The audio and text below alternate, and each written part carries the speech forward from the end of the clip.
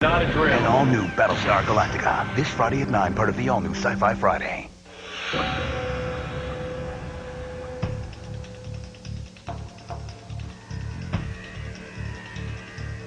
Are you Tom? Yeah.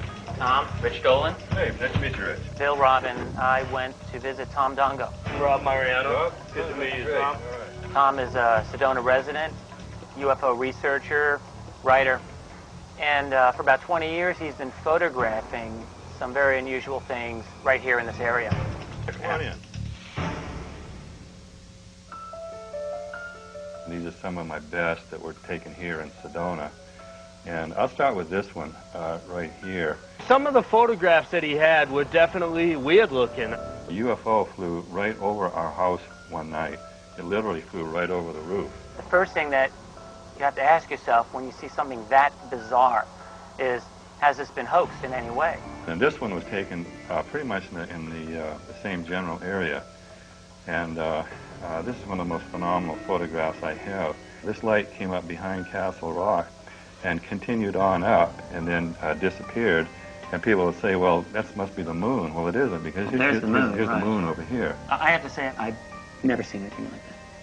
In talking with Tom, I have to say, I don't get a sense that he was making these things up. I realize that's never enough to go on. So then you have to ask yourself, if you're not going to explain that by a hoax, how do you explain it?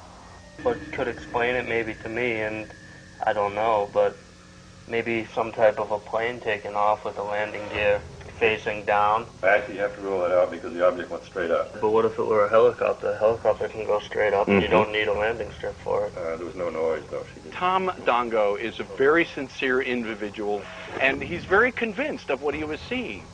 This is one of my pride and joy photographs here. This object, whatever it is about 6 feet off the ground. And I have since seen similar photographs to this that have been taken around the world. That's an amazing photograph. You know, I didn't feel like he tried to push the evidence on us or bend us to his will and believe in these things.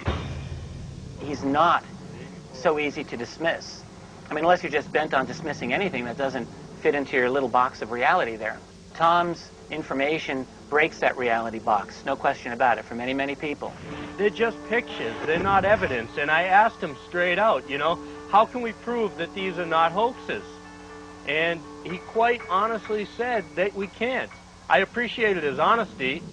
This was taken on the Bradshaw Ranch. Where is the Bradshaw Ranch? About 10 miles from here. Some of the world's most incredible UFO and paranormal activity happened on the Bradshaw Ranch. Linda Bradshaw and I were standing side by side, and she took some photographs. And the next day, this appeared on her print. There was no one in front of her, but this showed up. And in my opinion, it's the first authentic photograph of a male alien or a male interdimensional. There was nobody there when she took that picture? Right. So now here we have, the ear is completely different than most human. There's no hole. And he has blue hair or blue-black hair. Well, if it's an interdimensional being, I mean, how do you understand such a concept? There's some sort of a interdimensional portal or a thinness between dimensions, and it could be that there were beings coming through, like this guy, that could see us, but we couldn't see them, but the camera caught him. So you're saying that there's aliens that are walking among us right now, walking around, and we just can't, we don't know it? Yeah, we don't see them. He's definitely a believer. He feels that there are aliens walking around among us. Do you think that some of these pictures that you've taken and the experiences that you had kind of go along with the whole vortex? Is there a connection there?